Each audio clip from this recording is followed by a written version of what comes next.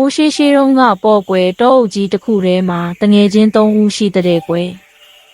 အညိုရောင်အမွှေးပွားပွားတွေနဲ့အိတ်သေးသေးလေးတစ်လုံးကိုလွယ်ထားတဲ့သူကတော့မောင်မောင်မြောက်ပဲဖြစ်ပါတယ်မောင်မောင်မြောက်ဟာစွန့်စားစားစူးစမ်းလိုစိတ်ရှိတဲ့သူပဲဖြစ်ပါတယ်မျက်မှန်လေးနဲ့အမွှေးတောင်လှလှလေးတွေနဲ့သူကတော့ဒေါ်ချက်တူရွေးလေးပဲဖြစ်ပါတယ်သူကတော့အသိဉာဏ်ပညာနဲ့ပြည့်စုံတဲ့သူတစ်ယောက်ဖြစ်တယ်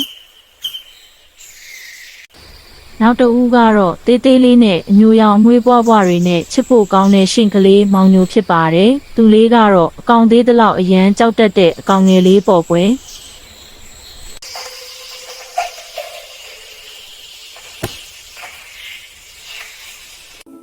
တငယ်ချင်းတို့ရေငါဒီမနက်တစ်ပင်ကြီးရဲ့တစ်ခေါက်ပေါ်မှာအရန်အံ့အားသင့်ဖို့ကောင်းတာတစ်ခုတွေ့ထားတယ်။ဘာတွေ့တာလဲမောင်မောင်မြောက်ရေတော်တော်စိတ်လှုပ်ရှားနေပုံပဲမောင်မောင်မြောက်ဟာတစ်ခေါက်ပေါ်တွင်ရှေးဟောင်းအမှတ်သားများကိုသူ့တငယ်ချင်းတွေကိုလိုက်ပြခဲ့တယ်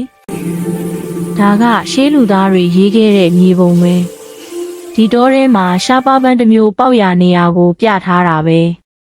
ငါတို့အဲ့ပန်းရှိတဲ့နေရာကိုသွားကြမလားစွန့်စားခန်းထွက်ကြရအောင်ရွှေရောင်ကြပန်းဆိုတာဘလို့ပန်းမျိုးလဲဆိုတာလေ့လာကြရအောင်ဟင်းအရန်အဝေးကြီးလားကျွန်တော်ခြေထောက်တွေမလျှောက်နိုင်ပါဆိုတယ်သူတို့၃ဦးဟာတောအုပ်ကြီးတဲကလမ်းမကြီးအတိုင်းခရီးစထွက်ခဲ့ကြတယ်ရှင်လေးဟာသူ့ရဲ့သေးငယ်သောခန္ဓာကိုယ်ဖြင့်ခက်ခဲစွာရွေ့ရှားနေတယ်တောလမ်းမကြီးရဲ့အဆုံးရောက်တော့မြစ်ကြီးတစ်ခုကိုသူတို့၃ဦးသားမြင်တွေ့ခဲ့ကြရတယ်ရှင်လေးကတော့စိုးရိမ်ပူပန်နေတဲ့ကြည်စမ်းတို့တွေဒီမြစ်ကိုကျော်ဖို့လိုတယ်စိတ်မပူပါနဲ့ကျမတို့တွေအတူတကွကြော်ဖြတ်နိုင်မှာပါဒီလိုနဲ့သူတို့၃ဦးဟာမြစ်ကိုစတင်ဖြတ်တန်းကြတော့တယ်ရှင်ကလေးဟာမြောင်းနဲ့ကြက်တူရွေးတို့ရဲ့အကူအညီနဲ့မြစ်တစ်ဖက်ကမ်းကိုရောက်သွားခဲ့တယ်လမ်းနှင်းငယ်လျှောက်ပြီးတဲ့အခါမှာတော့ဂူကြီးတစ်ခုကိုတွေးလိုက်ကြရတယ်ဒါဟာရွှေရောင်ကြပန်းကြီးပဲသူကတဘာဝပတ်ဝန်းကျင်ကိုတန်ရှင်းစေတဲ့ဂုဏ်သက်တည်ရှိတယ်လို့ဒေါ်ချက်တူရွေးလေးကပြောလိုက်တယ်။အဲ့ဒီခါမြောက်ကလေးကအံ့ဩစရာပဲငါတို့ဒီပန်းကိုယူသွားတင်လားဒါမှမဟုတ်ထားခဲ့ရမလား။အဲ့ဒီအခါရှေ့လေးမောင်ညိုဟာ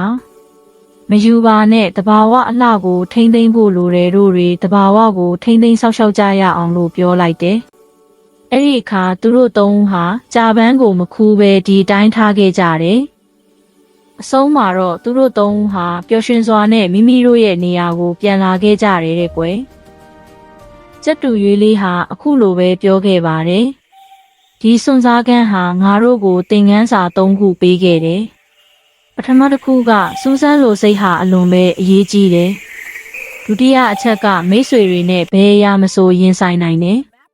တတိယအချက်ကတော့တဘာဝတရားကိုလေးစားကာကွယ်သင့်တယ်လို့သင်ခန်းစာတွေရခဲ့ကြတယ်။